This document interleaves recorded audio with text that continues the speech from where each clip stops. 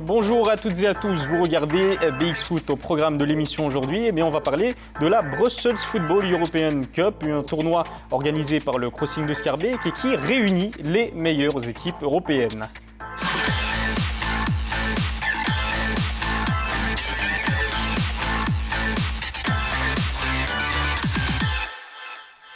Et pour en parler, nous accueillons comme d'habitude 3 invités. On va commencer avec Jackie Séverin qui sera responsable du secrétariat pendant le tournoi. Mario Bastianelli qui est également bénévole pendant le tournoi, qui est aussi éducateur des U9 au Crossing Schaerbeek. Et puis Thierry Forton qui est organisateur du tournoi et également directeur de l'école des jeunes du Crossing Schaerbeek. Bonjour à tous les 3. Bonjour. J'espère que vous portez bien. Bien sûr. Très bien. Très bien. Mario Bastianelli est en train de soupirer, peut-être un peu moins. C'est ma première interview, donc je suis un peu mal à l'aise, je vais dire. Bon, rassurez-vous, franchement, on va passer du très bon temps tous les 4. Alors, pour vous mettre à l'aise, justement, on va parler de quelque chose que vous connaissez tous très bien, c'est-à-dire la Brussels Football European Cup. Vous le savez bien évidemment, le tirage au sort a eu lieu vendredi dernier. Donc, on l'a dit, c'est une compétition organisée par le Crossing de Schaerbeek qui réunit les meilleures équipes européennes, les plus prestigieuses également. Alors, Thierry Forton, pour les téléspectateurs qui peut-être ne connaissent pas encore cette compétition, expliquez-nous tout simplement en quoi cela consiste. Tout d'abord, ce qu'on a voulu par l'organisation du tournoi, c'est de faire connaître notre club, puis ensuite notre commune, notre ville, notre pays, parce qu'on est très fiers de tout ça en tant que Belge et en tant que club président en Belgique. Donc voilà, après c'était donner du rêve aux enfants aussi, parce que c'est super important de pouvoir, avec des petits clubs comme ça, participer et affronter des grandes nations du football européen. Donc voilà, c'est un des buts principaux. Et voilà. Et le tournoi aura lieu donc pendant les périodes de Pâques, c'est ça. Donc le week-end de Pâques, donc le samedi 20, dimanche 21 et lundi 22 avril pour terminer avec la catégorie U10. Pour terminer avec la catégorie U10, il y aura également les catégories U8 et U9. Alors nous avons également Jackie Séverin et Mario Bastianelli. C'est vrai, Thierry Forton, vous êtes souvent lors de chaque édition épaulé par plus d'une centaine de bénévoles dont Mario et Jackie font partie. Alors justement, expliquez-nous tous les deux quel sera votre rôle précis pendant la prochaine édition, en commençant par Jackie Séverin. Bien là, je m'occupe du secrétariat, c'est-à-dire de lancer les matchs, d'accueillir aussi tous les délégués qui viennent remplir leur feuille de match.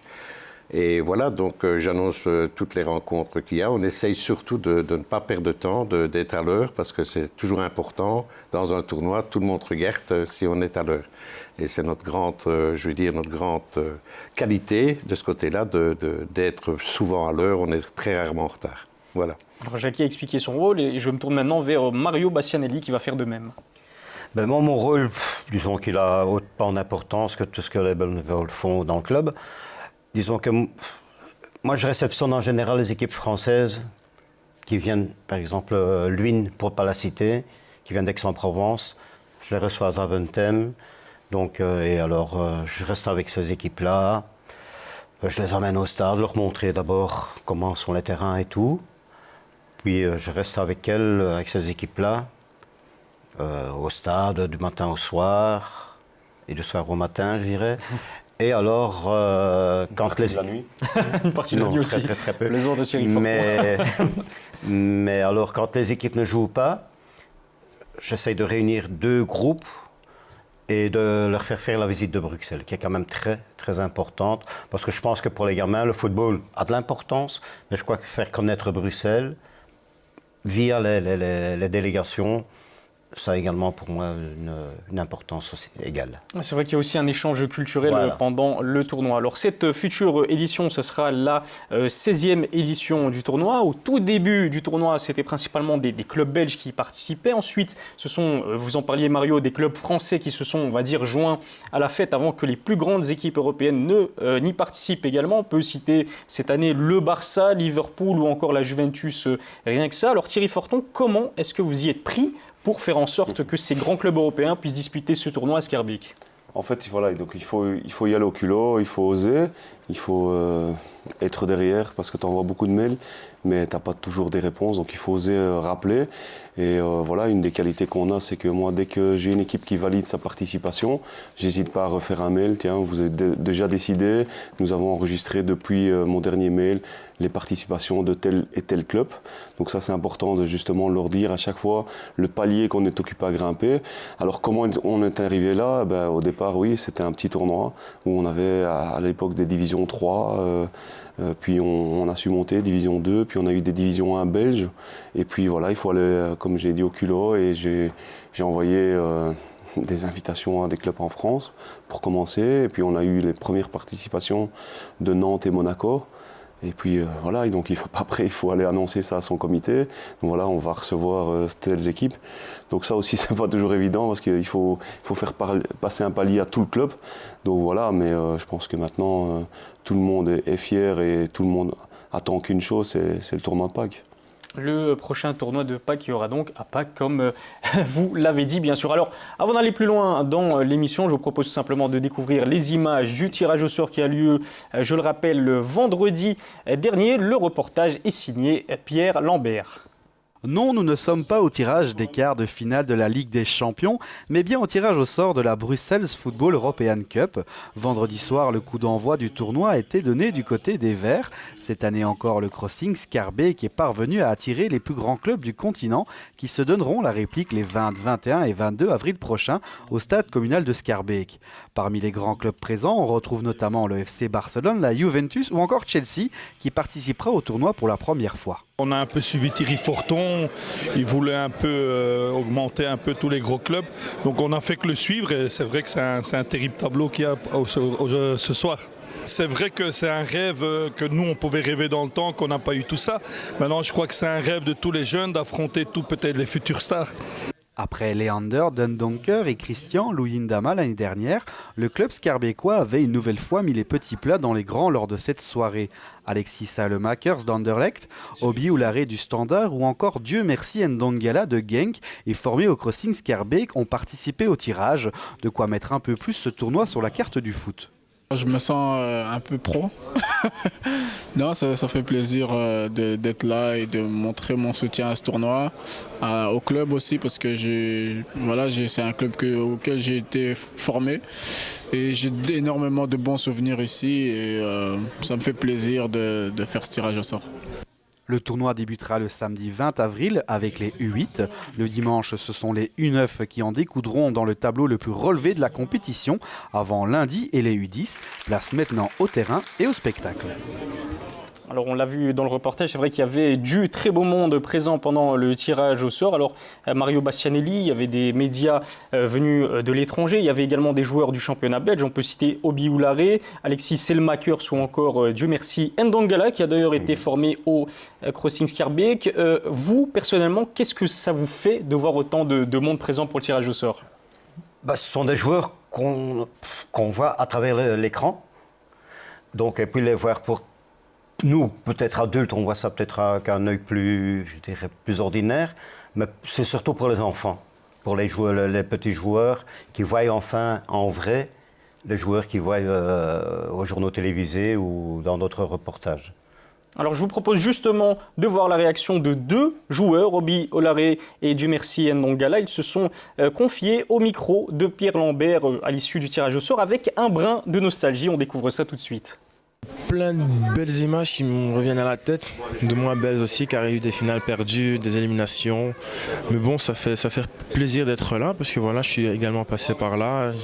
Comme je vous dis, j'ai fait plein de pays, j'ai joué contre plein de belles équipes et que des bons souvenirs.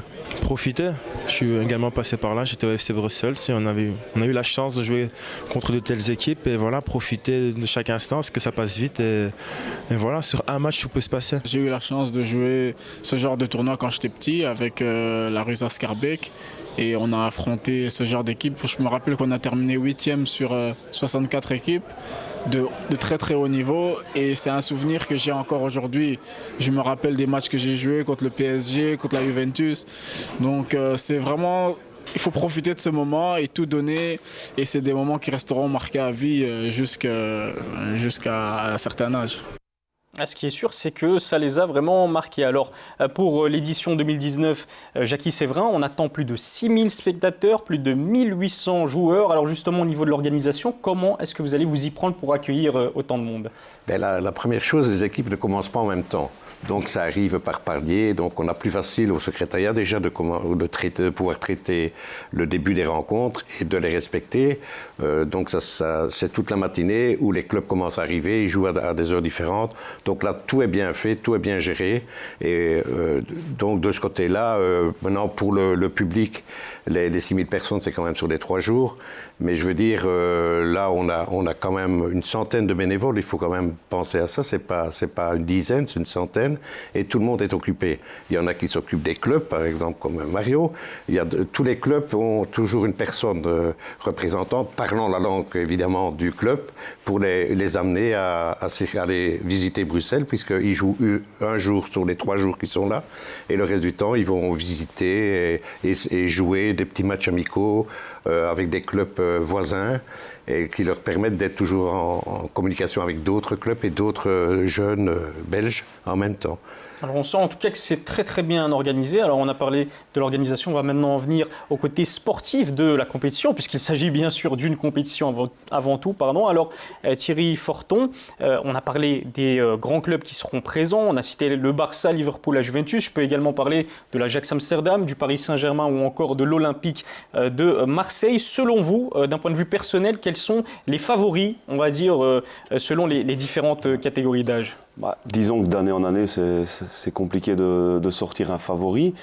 Voilà, je pense que si on regarde un petit peu le palmarès, l'Ajax est rarement très loin du but final. Qu'est-ce qu'on a? On a quand même le retour de Barcelone avec leur meilleure équipe U9. Ce sera les U9 de la Masia, donc je pense que quand même ils seront pas loin non plus. Séville est attendu avec une belle génération aussi.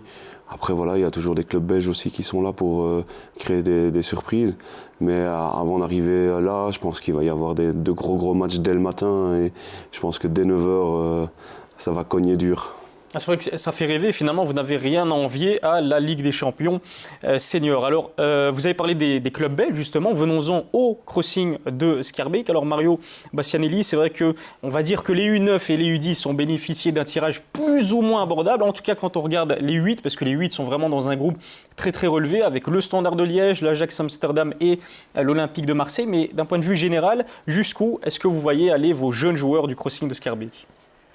Comme ça, de but en blanc, c'est pas évident. C'est sur 15 minutes. Donc, comme les joueurs d'en face, qu'ils soient ceux de l'Ajax ou d'autres équipes de renom, les gamins ont 2 jambes, 2 pieds. Donc, je pense que ce qui peut peut-être, faire craindre... la différence, c'est peut-être la crainte de jouer contre ces équipes-là, pour nos joueurs. Ou alors, ça les motivera. Donc voilà, moi je vois ça un peu de plus haut, parce que bon, on ne sait jamais se mettre dans la tête des joueurs, quoi. Donc voilà, moi je souhaite le meilleur à nos joueurs, et que le meilleur gagne. Hein. Que le meilleur gagne. Qu'ils prennent beaucoup de plaisir. Et surtout ça, voilà. C'est vraiment ça le but, c'est parce qu'on aime bien de faire plaisir aux autres clubs, aux petits clubs et tout, de participer dans ce genre d'événements. Mais vraiment, d'abord, que nos équipes aussi prennent énormément de plaisir, qui jouent sans rien lâcher, et puis on verra bien ce qui arrive, mais c'est pas là le plus important. Le plaisir, c'est vraiment finalement la finalité de cette compétition. Alors Jackie Séverin, vous êtes bien sûr un habitué de la compétition. Alors quand on regarde le traitement médiatique de l'édition 2019, on dit souvent, en tout cas j'ai lu souvent dans les médias, que l'édition 2019 serait la plus belle d'entre toutes. Est-ce que vous confirmez cette idée-là? Et peut-être est-ce que vous pouvez nous renseigner sur les quelques changements, les quelques évolutions auxquelles on aura droit cette année-ci par rapport aux précédentes éditions? L'avantage, c'est d'avoir de nouvelles équipes encore, hein, comme je dis, la Juventus qui vient nous rejoindre, Barcelone qui va quand même venir avec sa bonne équipe et pas avec l'équipe qu'ils avaient amenée l'année passée. Donc ils se sont rendus compte du niveau du tournoi et comme tout club qui se respecte, ils essayent aussi de se montrer. Mais dans l'ensemble, parce qu'on a quand même toutes les nationalités, que ce soit de Galatasaray ou Fenerbahçe pour la Turquie, on a la Hollande, on a le Feyenoord, on a aussi l'Ajax, on a quand même les Anglais qui sont bien représentés avec West Ham qui vient déjà depuis plusieurs années. Maintenant on a Chelsea qui vient se rajouter, qui est sa première participation. Manchester City, donc c'est quand même des noms, et quand on réfléchit bien, comme Thierry l'avait fait remarquer, si vous regardez ce qui reste encore qualifié en Coupe d'Europe, sur les 8 clubs qualifiés, il y en a 7 qui seront chez nous. Donc je trouve que c'est quand même une belle image en plus, en espérant que les jeunes sont au niveau de leur équipe première, mais enfin du moins à ce stage-là, je pense qu'ils sont sûrement capables. En tout cas, c'est une fierté pour l'entièreté de la ville de Bruxelles. Alors, on parlait, c'est vrai, des différences par rapport aux précédentes éditions, mais c'est vrai que Thierry Forton, récemment, la compétition a donc changé de nom. Aujourd'hui, elle s'appelle la Brussels Football European Cup. Est-ce que c'est pour souligner aussi l'importance du partenariat avec le Brussels Football d'un côté et le Crossing Schaerbeek de l'autre ? Bien sûr, ouais, je pense que Brussels Football est à la recherche d'événements comme le handisport qui sont occupés à développer, le football féminin et tout ça. Et donc voilà, se faire connaître aussi par rapport à un tournoi qui était déjà en place. C'est ça aussi qui les intéressait, parce qu'il y avait déjà une structure au Crossing qui était en ordre. Donc je pense que c'est ça qui a fait que le mariage était inévitable. Voilà, par rapport aux nouveautés, pour compléter un peu Jackie, l'année dernière on était à 56 équipes en U8 et en U9. Ici on sera quand même à 64, donc ce qui permet justement, notre but, c'est de donner plus de chance à des équipes sortant des tournois préliminaires, etc. Alors l'année passée, vous avez eu droit également à un invité de marque, une personnalité du club du football international, en la personne donc de Thiago Silva. Thiago Silva qui a fait le déplacement au stade communal de Schaerbeek pour apercevoir le match de son fils. Alors Mario Bastianelli, est-ce que vous attendiez à recevoir une telle star du football mondial au stade communal de Schaerbeek, et est-ce que par hasard vous en recevrez encore dans les prochaines éditions ? Pour en revenir à Thiago, c'est une réelle et grande surprise. Vraiment, dès que ça s'est su, ça s'est répandu, comme on dit, la rumeur a été très vite. On peut toujours espérer d'avoir une visite d'une vedette du football international, quelle qu'elle soit, anglaise, française ou hollandaise. Ça donnera encore un plus à la réputation de notre tournoi. Donc, oui, pourquoi pas ? Pourquoi pas, c'est à souhaiter. Je vous le souhaite en tout cas. La légende dit que Thiago Silva a été dégusté un magnifique durum dans l'un des meilleurs snacks de Schaerbeek juste après. Alors blague à part, maintenant Thierry Forton, ma dernière question, c'est à vous que je vais la poser. C'est vrai qu'à chaque édition du tournoi, vous repoussez les limites du possible. Le niveau augmente à chaque édition. Est-ce que vous avez d'autres défis pour les éditions futures, peut-être d'autres mastodons du football européen à inviter pour le futur ? Disons qu'on va d'abord laisser passer gentiment cette édition-ci, pour laquelle on est vraiment prêt à 90% pour le moment. Il reste les 10% qui restent, c'est énormément de réunions qu'on va avoir avec tout le staff. Mais voilà, limite, moi je suis un gagneur, j'aime bien de grandir, j'aime bien d'apporter de nouvelles choses. Il y a des clubs qu'on n'a pas encore eu, Bayern, Manchester United, Real Madrid. Alors pourquoi pas, oui, mais voilà, il y a peut-être d'autres choses aussi. Moi, j'avais un rêve, c'était d'avoir une équipe par continent, ce qui est énormément compliqué parce que les distances d'avion, etc., pour un jour de tournoi, c'est pas super simple à mettre en place. Donc il y a d'autres choses qu'on développe, mais ici, on va laisser passer l'édition, on va prendre beaucoup de plaisir avec tous les bénévoles autour de moi, que j'en profite pour remercier parce que c'est une armée et sans eux, de tels tournois n'auraient pas lieu. Mais voilà, une fois que le tournoi est passé, croyez-moi, on se repose 3 jours et 2 nuits et on est reparti, on va retravailler sur de nouvelles choses. Le message est passé. Merci encore à tous les 3 d'avoir participé à BX Foot. Alors juste avant de se dire au revoir, on va faire un tour du côté du tableau des résultats en première provinciale. Vous le voyez, il apparaît à l'écran. Le Crossing de Schaerbeek justement s'est imposé 2-0 face à l'Union de Lannes et conserve sa 2e place au classement. Le Stade Évreux reprend des couleurs après sa victoire 2-1 sur le terrain du FC Saint-Josse. Et puis le Kosova de Schaerbeek s'est lourdement incliné 3-0 face à Waterloo mais conserve la 3e place de P1. Voilà pour le tableau des résultats. Merci encore à tous les trois d'avoir joué le jeu de BX Foot. Ce fut un plaisir. Et puis merci également aux téléspectateurs de nous avoir suivis. On se donne rendez-vous lundi prochain pour une nouvelle émission. D'ici là, prenez soin de vous.